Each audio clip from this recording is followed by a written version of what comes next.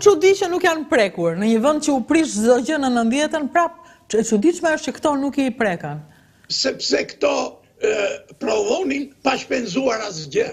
Dhe shteti me energjinë elektrike ka bërë, mund të them, korrupsionin më të madh, që është bërë në ato periudha, duke fillu nga 92-shi e duke përfundu edhe mbase derivon tani, ato kontratat që lidheshin për shitblerjen e energjisë elektrike ishin, domethënë, bëheshin minutën e fundit, ndërroheshin.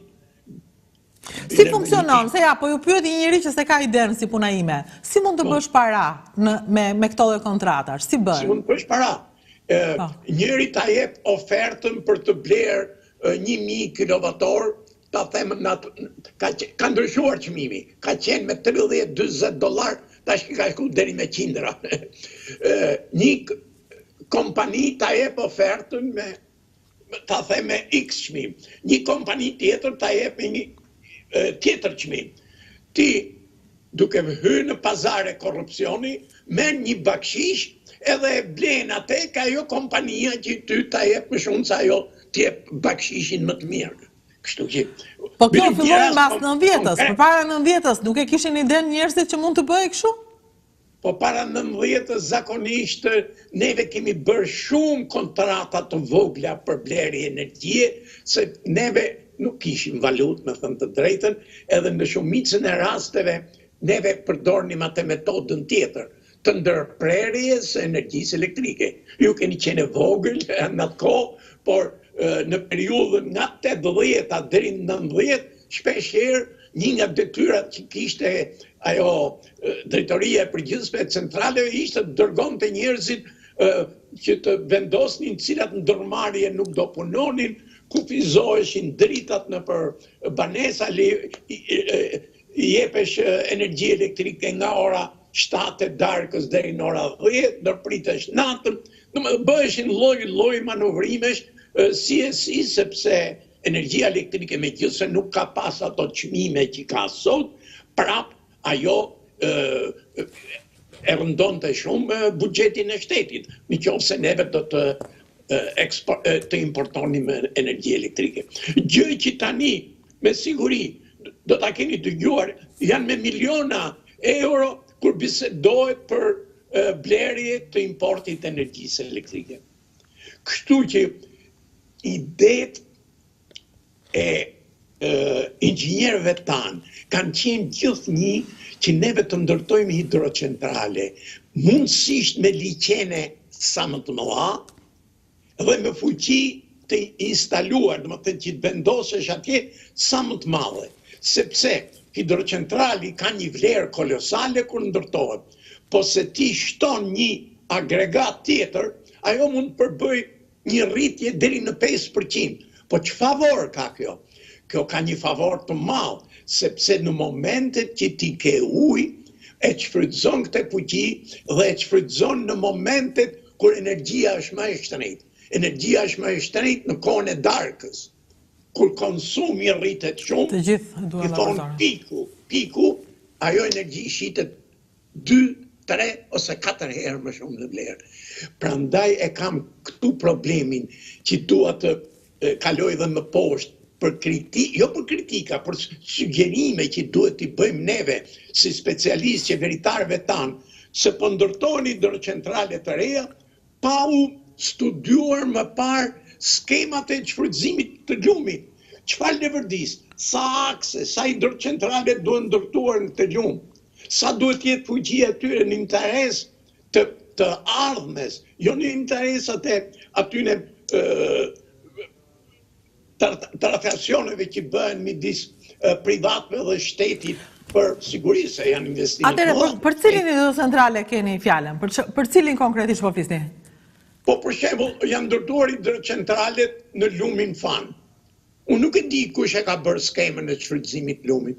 Mbase aty duhet paraqiteshin disa variante, kush ishte më i lëvërdishëm, akset që janë vendosur dhe fuqit që janë instaluar atje.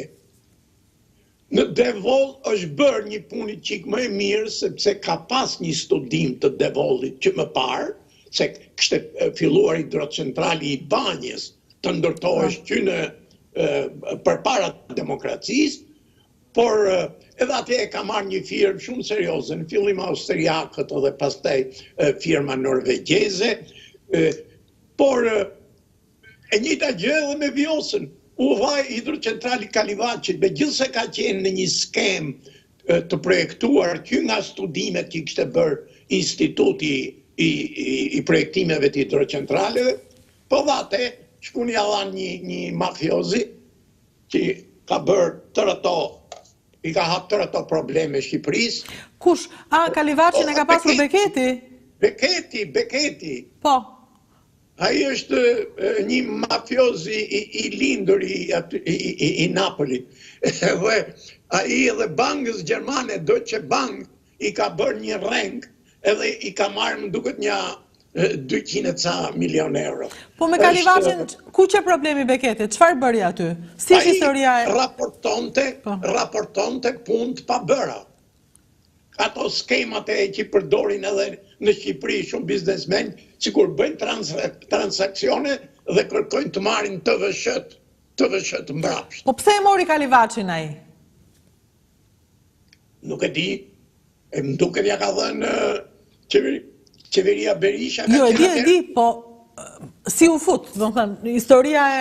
Qa dëmi bëri Kalivaçit më saktë? Nuk e di, por si që janë këto mafiozët që i gjenë gjithë një mënyrat për të futur në fusha që gjithë një është e vështirë të ruhet një transparent. Janë rrugët një, hidrocentrale në ndërtim, sidomos, janë 2 fusha ku fitimet mund të jenë të mëdha për devijime që mund të bësh në projekt, për raportimet të punëve të pakryera, ose të zmadhohen ato preventivat. Ka lloj skemash që i përdorin këto njerëzit që merren me këto punë të korrupsionit që janë çuditshme. Po, ndërkohë Kalivaçi ishte një histori që mund të sillte, domethënë, ishte mund të prodhonte. Sigurisht edhe akoma është pezur, nuk e di se ç'po bëhet. Më duket do ta marri, dëgjova sikur do ta marri një firmë turke, por suksesi më i madh që ne do të kemi në fushën e energjetikës është ndërtimi i hidrocentralit të Skavicës. Hidrocentrali i Skavicës, bile në atë kohë, profesori pa të insistu me palën kineze që të ndërtohesh ky hidrocentrali i parë, sepse si rregull në ndërtimet e hidrocentraleve në Përlumej fillohet nga sipër poshtë. Por duket kinezët atëherë nuk e kishin atë mundësi teknike për të na ndihmuar, sepse ishte një hidrocentral jo shumë i madh nga kujtia, por kishte shumë probleme hidroteknike. Ai ka një në variantin më të madh, se ka 2 variante Skavica, një me një lartësi më të madhe diga dhe një me lartësi më të vogël. Në atë të mos gabohem 485 metra, që mbyten edhe pak toka në Maqedoninë e Veriut, ai krijon një rezervuar për 6 miliard metër kub ujë, që kur mbushet ai, kaskada e Drinit bëhet si një burim i cili do ta ketë prodhimin e energjisë shumë konstant. Nuk do varen më nga shirat, sepse ato të gjitha hidrocentralet do punojnë në atë që quhet rregullim shumë vjeçar i ujrave, i prurjeve. Edhe ka që rëndësishme është Skavica. Skavica është shumë rëndësishme.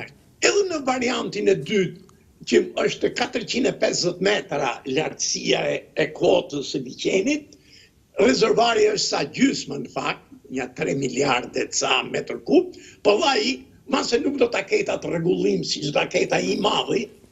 Ky është problem teknik, ekonomik, që duhet diskutuar dhe me Maqedoninë e Veriut, duhet diskutuar dhe me projektuesit që po punojnë, nëse atë më duket do ta marrë Beçelli, ajo firmë turke amerikane.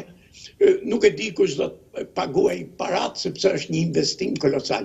Po mbaj mend një fjalë që ka përmend profesor Radoviska. Ai kryeministër më pa të thënë atëherë që do të realizojë ndërtimin e Skavicës, ai do mbetet në historinë e Shqipërisë. Edhe e kujtoj gjithë një këte, sepse është me të vërtet atëhere lumi i Drinit do jetë një shembull i shfrytëzimit të burimeve të rinovueshme në Ballkan. Domethënë do krijoj një stabilitet të prodhimit dhe të shfrytëzimit ideal të ujërave të lumit Drin. Pse nuk u bën në atë kohë Skavica? Thash, Jo, përveç e sabotuan apo nuk e bën dot? Jo, nuk e sabotuan, nuk e morën përsipër. Nuk e morën përsipër. Po mos ka ndonjë kleç që nuk bëhet?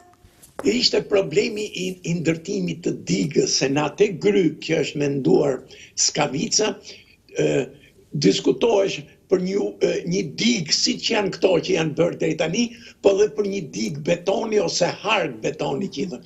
Kinezët që kushtonte më lirë, kinezët në atë kohë nuk e kishin këtë eksperiencë për ndërtimin e digave të këtij lloji. Kështu që nuk pranohen, domethënë. Megjithëse duhet kemi parasysh edhe një fakt, që marrëdhëniet tona me Kinën filluan atëherë kur i mori vesh populli, po mos marrëveshjet kishin filluar. Pavarësia jonë energjetike me bërjen e Skavicës ndryshon? Po ndryshon, sepse prodhimi i Drinit do jetë një prodhim konstant pothuajse s'do marremi më nga Shirat, po nga Drini. Po, nga Drini, nga rezervuari i madh që do të ashtu, kështu që kur një vit me pak ujë, që shfrytëzon liqenin, kur një vit me shumë ujë, e mbush liqenin.